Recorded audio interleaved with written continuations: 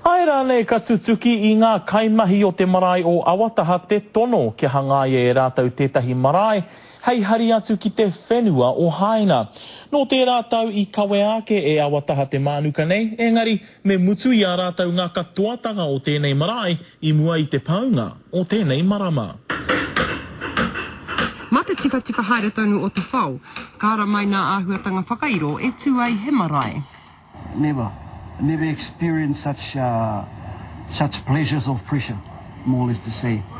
But with carvers, pressure is something we deal well with. He tika tonu me rere te wera o te marae o Awataha.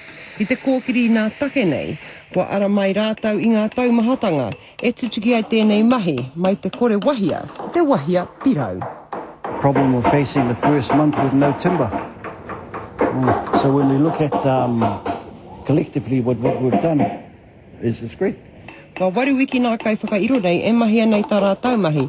I nā he maramaka I te toe, e mutu ai te whare nei. Through different contexts, we managed to find the resources that we needed.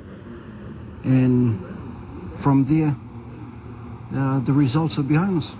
I ara ke te kaupapa nei, nā te whakapātu o Haina ki te marae o Awataha. Mai konei ka hūnukuhia te whare nei ki Haina ki reira ka whakaotihia aroto. Engari ko te take nui, ko tahi noa te toa whakairo, kei te kawe I tēnei kaupapa. I'm only steering the boat, more or less to speak.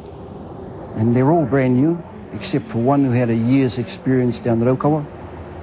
But the rest of the team are all, never had chisels in their hands before. Ina hai tā tēnei kaumātua, he kaupapa anō hai tā piri atu ki tēnei whare.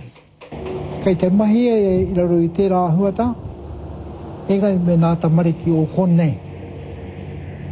Kai konei rātau e mai. Ko ia te kai whakairu hae. E whakapiri te tangata, ki te tangata. Kei a rātou te mahi nui nai nei, kia tutuki tēnei kaupapa I roto I te marama. Tini Molyneux, te karere.